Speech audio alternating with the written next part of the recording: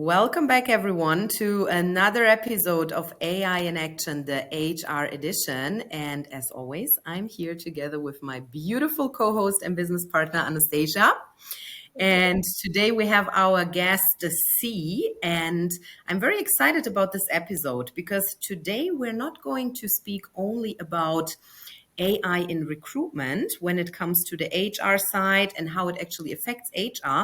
But we also want to give you, our listeners, a deeper understanding of how it works on the candidate side. So today we are jumping into this a bit more.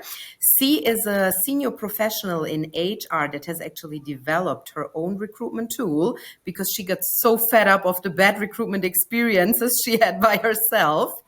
But now, C, I will just ask you to introduce yourself to our listeners, and then we start with the questions we have for you. Absolutely. Magdalena and Anastasia, thank you so much for having me today with you.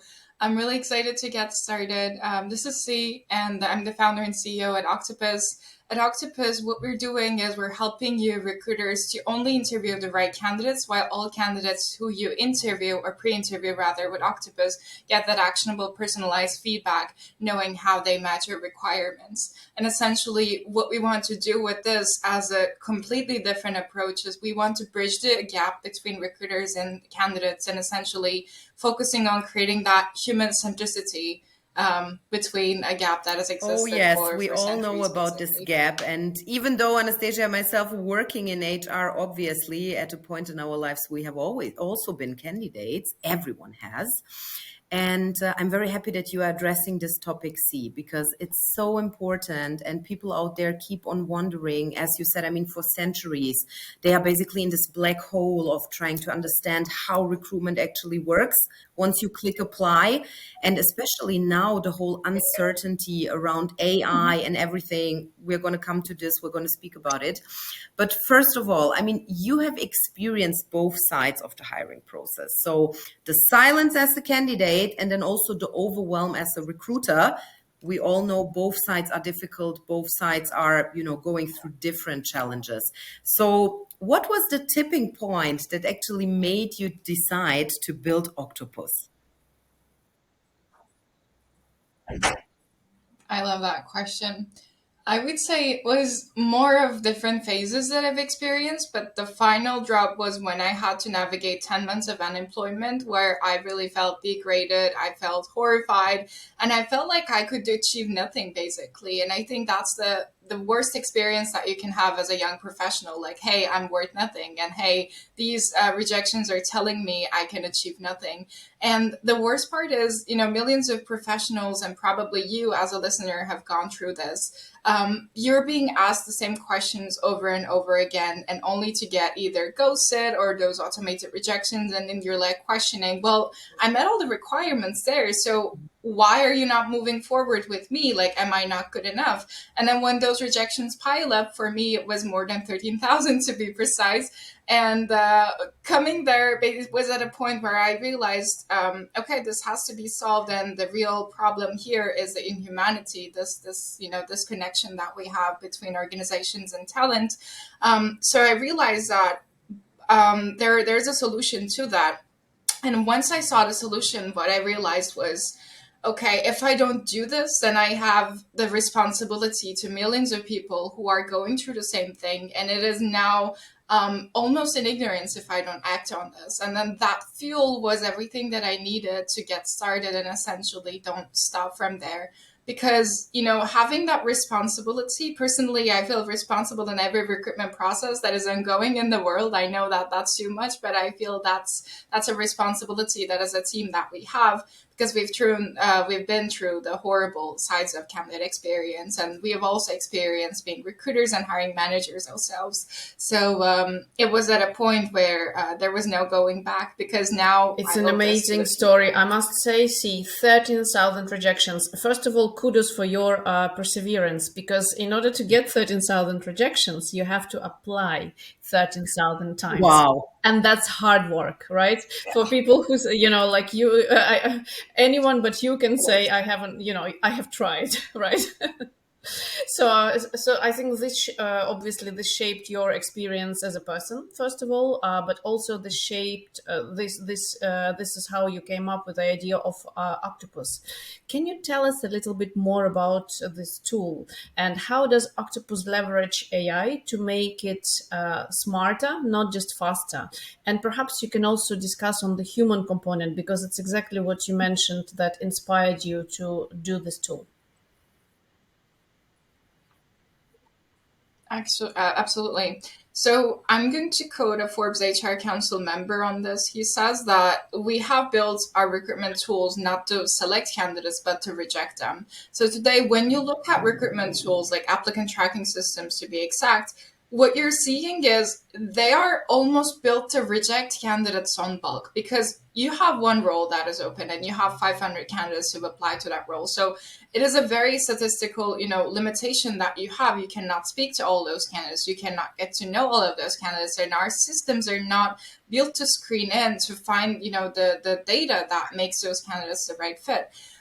Essentially, when I started experiencing the rejections, I thought that, okay, candidate experience is a real problem here. So I have to figure out candidate experience side of things. But then once I had to recruit for my own startup and had 2,000 resumes in front of me, and I was like looking at them, okay, I don't see any of my future team members here. Like, this is a one-pager document, and this is telling me nothing about who a person is, what they can add to an organization, how they're like working together with. And I understand that we're supposed to dive deep into that interview, but if I don't have anything about that person, then who am I really interviewing or inviting to that interview to?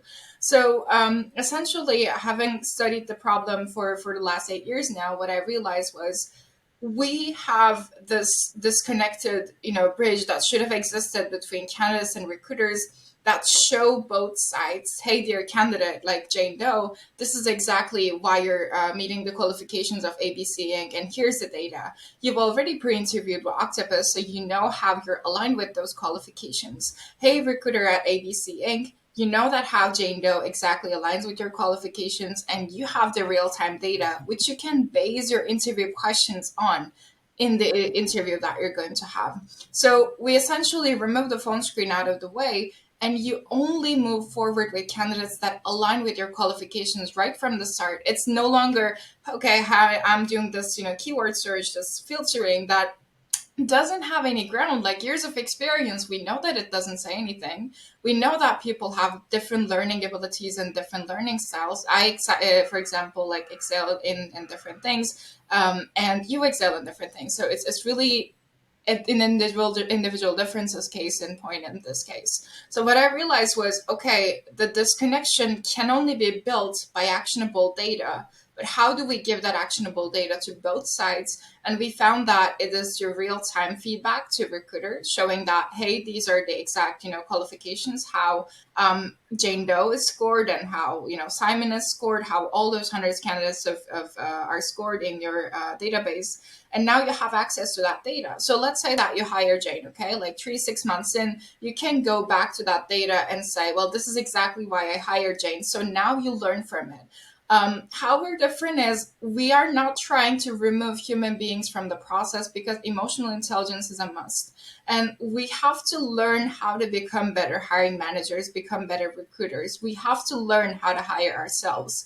And if our tools are not helping us do that, then essentially they're removing us from the process. And well, you're hiring people to work with people. So we want to build a process that is human centric. We're not trying to automate your recruitment and be like, hey, we're going to make a hiring decision for you. And now, thanks to this hiring decision, you're going to be working with a team member that you might not get along with. Like, the most ironic thing is we have not nailed how to hire ourselves. And now suddenly we're bringing that AI, and we've trained that on human data, the inputs that we have had throughout, the last few decades. But have we nailed hiring? Have we nailed hiring so much that 50% of small businesses today shut down because they cannot get the right talent?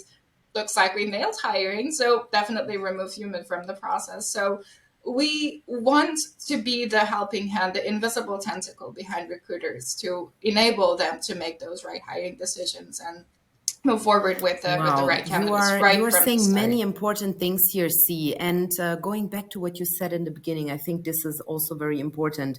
You were talking about ATS systems, so applicant tracking systems, and as the word says, it's mainly a tracking system. So you have said one thing that is, I think, important to line out here is that there is one open role, and let's just stick to the example, 500 applications, right? This is exactly the problem. Those 500 people might be qualified also for other roles in the organization, not only for this role. But the ATS will only look at this one role, or let's say the recruiter will only look at this one role. The ATS is basically not doing anything without the human interaction. And this is also a thing I think where AI can definitely help also to produce this data, what you have just described about all the candidates with the real-time insights to tell us, okay, where else does this person or these people actually could fit in within the organization? This is also when it comes down to not losing talent, right? Everyone talks about there is a war of talent, we don't have enough people, but then we read all of these stories about people getting rejected, you yourself getting rejected that many times, and then obviously you ask yourself, something is very, very wrong here. And I also understand that a lot of people actually fear that AI will make hiring less human, but then after you also said it, we have a problem with the hiring process even for decades, even before AI. So it's not about us now blaming AI for it and saying, okay, AI will do, all the bad things to the candidates. There is a problem in the overall process, how we approach hiring at all, how we work as recruiters. And that's actually the fact we need to look at. So what do you think, like in your own words, can you explain making recruitment human again with AI driven systems? How do you see that? I love that question. First of all, I think that like applicant tracking systems to me, they almost feel like an irony because the promise that they have, the value that they promise is, hey, let's streamline recruitment. And as you mentioned, it's a tracking system, but why do you need to track candidates to make decisions? To understand how those candidates stand out. And these tools have not enabled us to make the decisions. Instead, what they have done is just layering the process completely over and over and again. And when a hiring process could have been completed in 3 stages, now because you have the ability to create more stages with the applicant tracking systems, you suddenly decided to, put in 7, 8 stages. And then you have the candidate going through 20 hours of recruitment process and sometimes more. And what I'm telling to be exact, you apply, you complete the case study, you have the interview, you prepare for the interview, you do research on the company itself, you do research on the hiring manager, you focus on positioning yourself effectively. And all of this basically takes more than 20 hours per role that you're going through. So going back to your question, like it's a very, very interesting challenge that we're going through because I looked at the history of it. Like how did we decide to make those hiring decisions based on resume? So the history of resume actually extends to Da Vinci when he was like first needed to hire for an architectural project.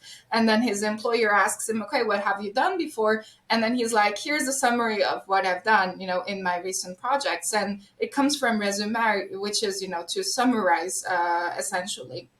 And then from there, we took it all the way to applicant tracking systems. But what I think is we basically digitized the entire system that was existing.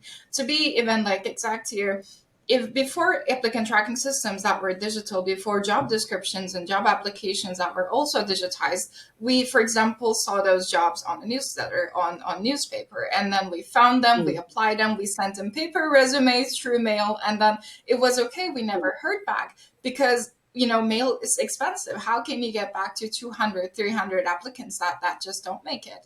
As a company, you have limited resources. So that was okay. But then now we're completely digitized and it doesn't really cost anything. But the high volume has just shrinked our humanity down to zero because we have built for volume, we built for efficiency, but we didn't build for human potential to assess growth.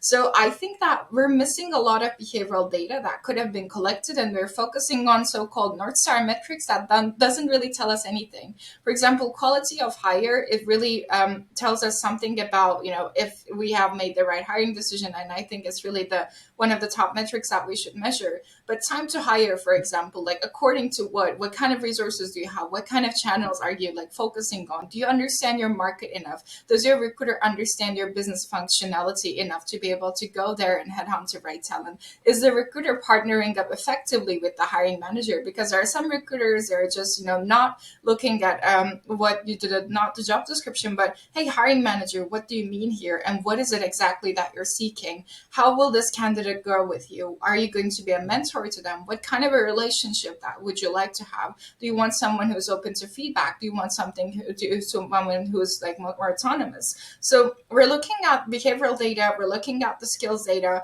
and we need to be able to predict competency from here. And we have based that competency into years of experience, which all we know is not accurate. For example, in 5 years before, what the conversation was, hey, do we hire based on degrees? Do we look at Ivy schools? Do we look at all these certifications? But then we realized that they don't actually tell us something, because someone who could have graduated from Harvard could be underperforming from someone who never went to college. It's all about the person.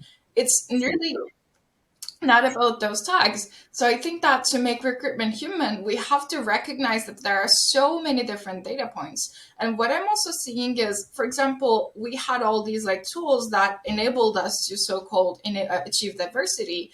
But that diversity was, for the sake of reporting. It's not like we always wanted to, be more diverse, welcome innovation. It was more like, hey, this is the percentage of female engineers in my organization, which is so not the purpose of diversity.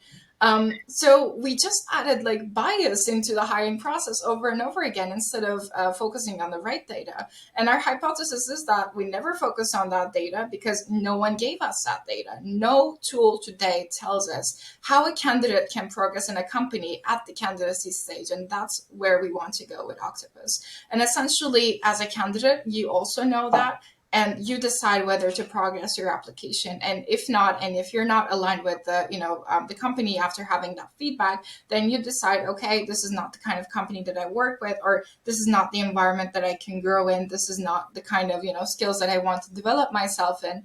Then I don't pursue this application. And you also don't drag yourself up to 7 stages waiting for responses. You make that decision and then you move forward, instead of going that feedback route is really challenging, because that's really, really difficult to automate. You cannot take all that insight that the recruiters are getting, and hiring managers, some companies have no feedback policy, and that's going to take us some time.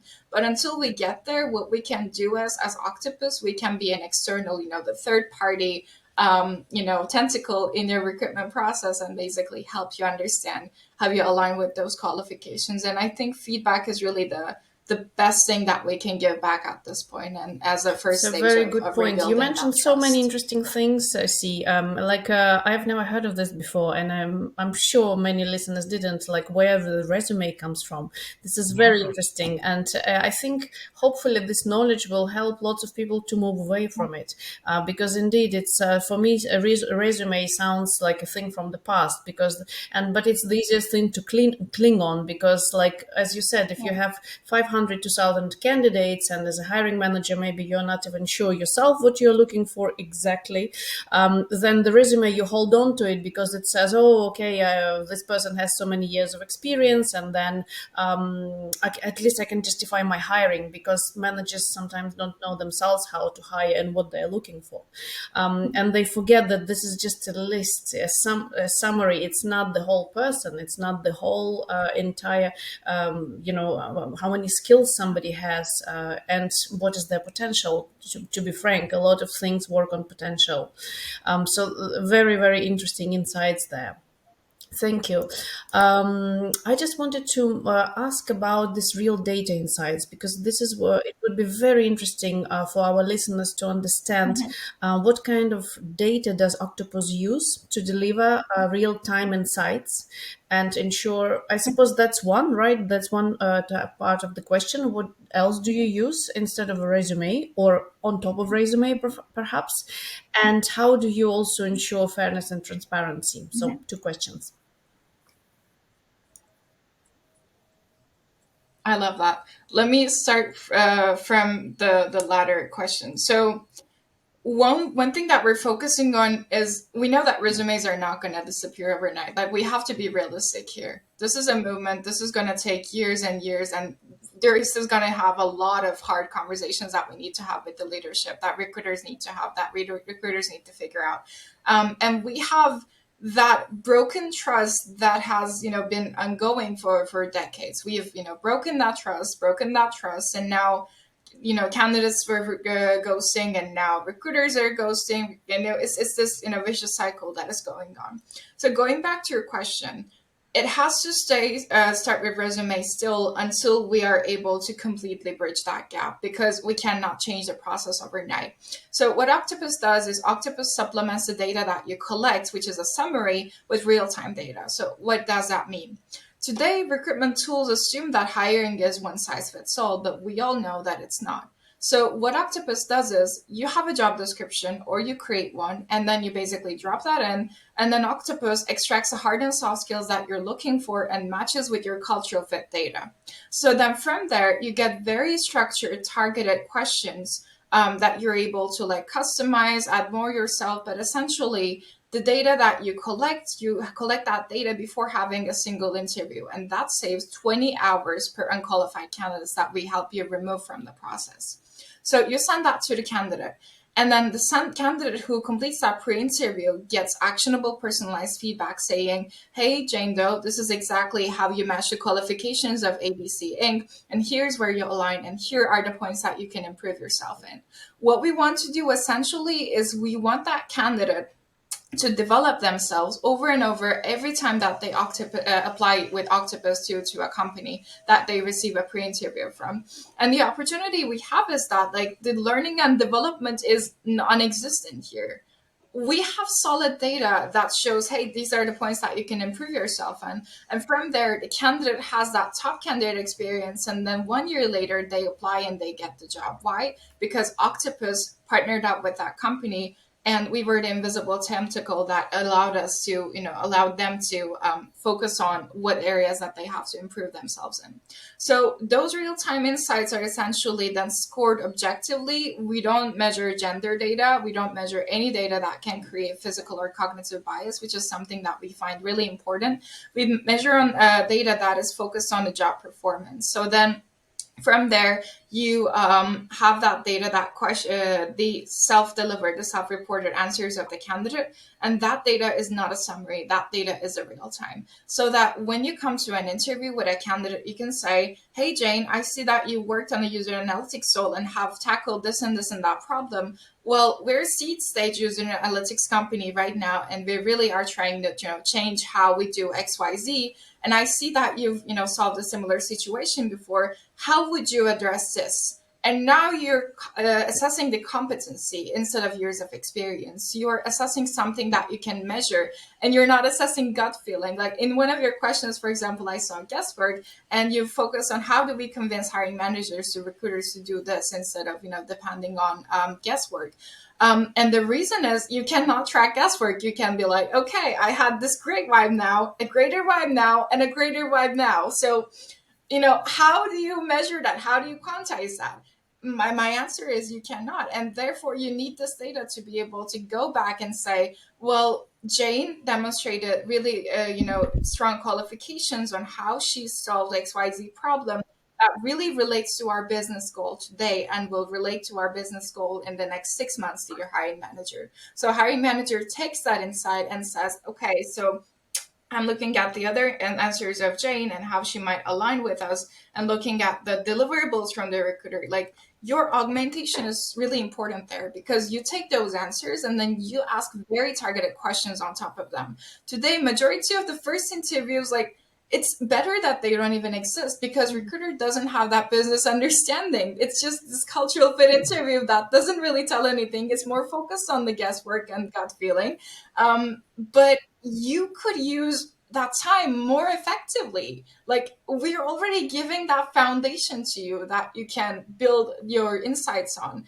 And then you build that relationship with the candidate. Because one thing that we found, doing our research, candidates really rather be interviewed by AI than a recruiter. For example, talk to a product designer. What they're telling us is, they don't understand how to assess my qualifications. Like, they don't understand if I'm a good designer or a bad designer because they don't understand what I do. And that's okay. You don't have to. Like, you're a recruiter, you're recruiting for every single role, and you cannot understand everything. For example, you now have the cloud security engineer, and you're, someone from a more HR background. You're like, what is a cloud security engineer? Like, what do I do? And you're the only recruiter in the company. What we're saying is, it's okay. You don't have to be a technical recruiter, but Octopus still gives you those starting points. In fact, where we work most effectively is, for the recruiters that are non-technical, because we're still able to assess those qualifications of the candidates, even if you might not be able to understand them. And where we go from here is actually help you understand those qualifications. Hey, this is what it means to be a cloud security engineer. These are the things that you should be on the lookout for. There's so many possibilities. Like, you probably are seeing it on my expressions as I talk about this case. But essentially, our goal as Octopus is to get you in the right interviews. And our goal as Octopus is help you build relationships instead of focusing on this admin, instead of focusing on this tracking, and focus on data that you can track over time. Thank you so much. That's wonderful. I mean, you can see the excitement in all of our faces. Because see, while you speak, you are so passionate about it. Anastasia and myself, coming from the business, being like, yeah, that's exactly what we want to hear. And there is a funny thing that I can share with you. I remember when I started to work in a tech company the first time in talent acquisition, I was supposed to recruit, like heavy IT profiles. I was looking at the title and I was really like, oh my God, I have no idea. Front end, back end engineer, cloud, Azure, etc. Today I know what it is, but back then I had absolutely no clue. Yeah. So sometimes I went to the interview and I did exactly what you described. See, I was just looking at my gut feeling. Did I like the person, how it came across, and whatever technical things he told me, I was like, okay, probably he knows what he's speaking about. And this is why, now people listening will say, oh my God, she, interviewed people without the knowledge. Let's be honest here. Every recruiter does that at a certain point of his careers. And also the purpose of our podcast is to not give you any sugarcoating, but really, be honest about recruitment and how it works sometimes. And I think you will also agree, see, that yes, with all the data and everything, we can for sure reduce the bias, help with the preparation, etc.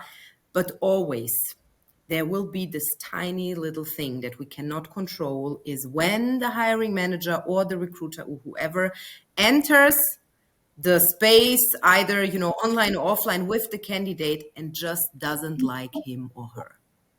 This is something that we will never be able to influence, not an AI, not a human being, because we all have this type of unconscious bias, and it can just be the energy that you don't like about this person, no matter how good and how qualified this person might be. And this is okay to a certain degree. So this can happen once or twice, but obviously it cannot happen hundreds of times.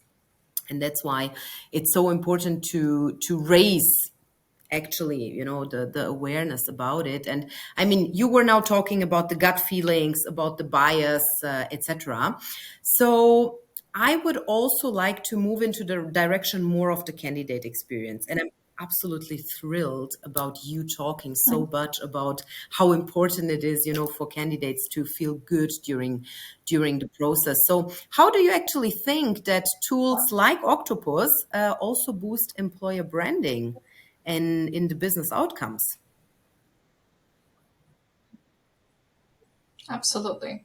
So one thing that is crucial to us is that you own the hiring process. Like, we're not here to take over. We're not trying to automate. We're not trying to replace your hiring process with ours. We are trying to enable you to design a hiring process that works for you, to design a pre-interview that works for you. So you will see the maximum flexibility, the maximum customization in Octopus compared to any other tool in the market today, and also the shortest time to value. You don't need to wait a month, up to 3 months, how enterprise tools work. You don't have to do any of that. You're able to get started within minutes, create your first interview within minutes, and essentially the candidates are able to respond to you within the hour. For example, let's say you sent that out and the candidate saw that 30 minutes later, and that's how easy it is. That's how easy it should be. We should focusing on removing all those obstacles for you.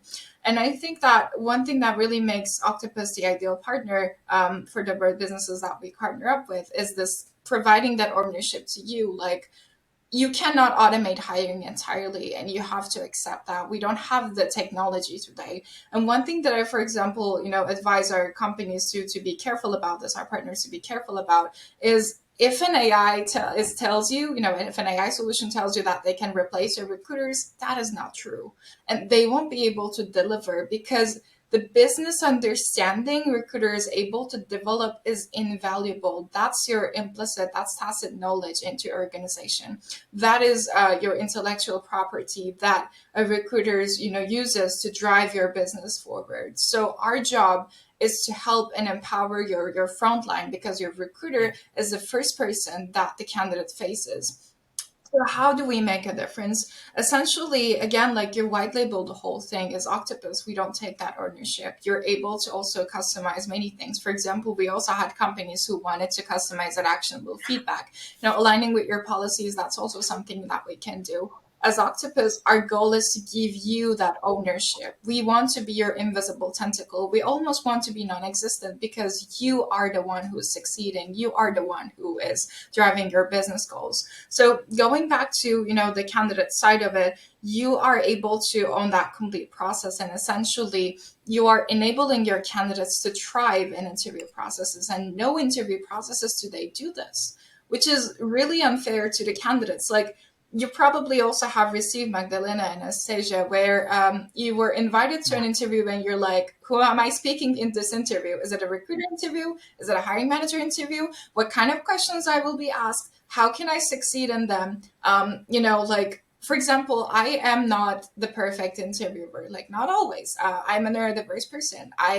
My thoughts sometimes can crumble all over the place, and I have 80 tabs open in my head, and it's really difficult to select that right tab. So delivering that questions in advance, or being able to have that space where I can just reflect a few seconds and think before I speak is really important to me. So as a recruiter, I think that the best thing that you can do for your candidates, and which Octopus enables you to, is preparing your candidates for your interview process. Because here's what happens. When you send your pre-interview out and those candidates basically answer the questions, it's essentially a text-based interview. What they do is, okay, so they understand ABC Inc. is exactly looking for this and this and this and this is. Now they're understanding how to position themselves effectively in a real-time, real-life interview with you. So the candidates, for example, we've tested Octopus with more than 1,000 candidates, and what they told us is, you're looking at, this interview questions that essentially, the pre-interview questions that are essentially a reflection of what the candidate should expect, because they're reflecting your business goals. They're reflecting where you want to go as a business, what you will be assessing, and how a successful employee profile might look like. Because you're focusing on that ideal candidate persona. Like, as Octopus, for example, we say that we help you move forward with ICP aligned candidates. So now you're giving that insider view. Hey, this is a successful employee profile for us. And the candidate gets to reflect, am I aligned in this? And then they know exactly how to position themselves. So you're actually enabling them to succeed, not to fail. You're enabling them to thrive because they feel prepared. They no longer feel nervous. They know the kind of conversations that you're going to have together, the kind of questions that they might expect from you. And essentially, they now feel more comfortable. Like, for example, as a recruiter, I recruit too. And what I do is, I just take those 5 minutes in and I make sure that the candidate is in the right headspace. Like, if they need to, like, grab a water, open a window, whatever, we might get nervous. Maybe it's the one interview that they got in months. And I think that the humanity, Yeah. the kindness is the absolute life changer. When I do this, my candidates are like, they're giving me this look because they're like, what's going on? Like, this just feels alien. Like, how can you be kind to me as a recruiter? I'm not used to this. um, that's the kind of interview processes that candidates are having today. So believe me, you have a lot of space to make an impact here, a lot of space to make a difference, and candidates will Yeah. remember. Even if you end up rejecting them, they will say, you know what, ABC Inc. really cared about my experience and they were the top. So what's going to happen is they're going to go through their inner circle, closest network, and they're going to say, ABC Inc. has an incredible candidate experience. Like, you absolutely should apply because you align with X and Y roles. And now they're helping you attract that top talent pool because, they interviewed with your recruiter, with your company. And now you have access to that Yes. talent pool, which you otherwise could never have access. Like, it's the word of mouth that you're developing as you create these experiences. To give you a real life example, I supported a company for 6 months, and in 6 months, we were attracting referrals, not because of the job, not because of the company, but because of Wow. the inclusive interview processes that we had built. And we were attracting the top candidates. So this is possible. And believe me, the bar is really low because the care for candidates are really low. And I understand that the reason is because we're dealing with so much high volume, but you're able to optimize that. And again, like, focus on being human. um, I'm going to speak to recruiters. I know that you have a lot of applications that you're dealing with. You're burnt out. I also understand that, but being human in that interview process goes a long way, and those candidates will remember you. And essentially, then you move forward as candidates move forward in their career trajectories, which I think Absolutely. is the best feeling as a Thank you recruiter. so much. I think you pointed out a few interesting things when you were speaking, and for me, I picked out that that Octopus does that advisory role. Like in the old-fashioned process, recruiter would normally, when you have time, right, would call the hiring manager, prep the hiring manager for the interview, call the candidate, prep the candidate for the interview. This is what executive search does, right? For a lot of thousands of pounds, or well, in UK for pounds or dollars. And this is what Octopus essentially does. It does that the prep as well. So it prepares the candidate but in seconds, right? And obviously included in the price.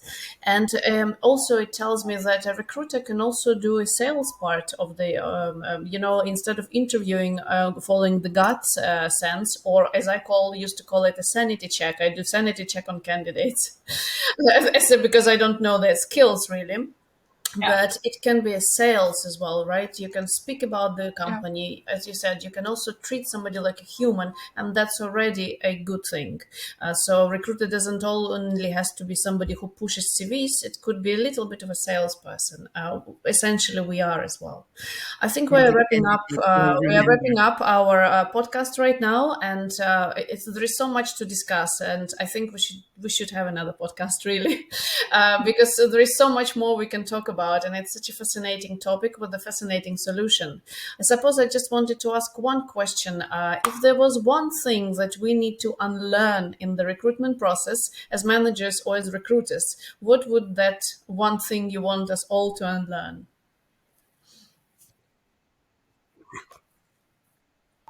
I love that question. I think that we did not base our interview processes on collecting actionable data. Actionable data is the one thing that you should focus on, both as a recruiter, both as a hiring manager, and also a candidate. Like, is this data helping me move forward? For example, like for recruiters, think about the insights that you're delivering to the hiring manager. Are those insights actionable? Like, are those insights going to give direction about the candidate that you can ground in data? And for candidates, like, they're telling you XYZ, but is that actionable? Because good and bad is not feedback. Like, to me, the best thing that anyone can give me is actionable feedback, because that enables me to learn and enables me to constructively be able to reflect about what I've done and how can I do better. It's okay to make mistakes, but it's more important to focus on how to learn from it, and essentially build your interview Yeah. processes based on actionable data. And if you need any help Thank you. with Wow. Thank that, you very Thank much, you my Steve. doors are so always much. open to you. Thank you, C. And this was such a wonderful episode. Thank you both for making it so special. Also, don't forget to subscribe to our channel so you don't miss any other new episodes coming up. And thank you. And we see you for the next episode. Thank you, everyone. Thank you. Thanks. So much for having me.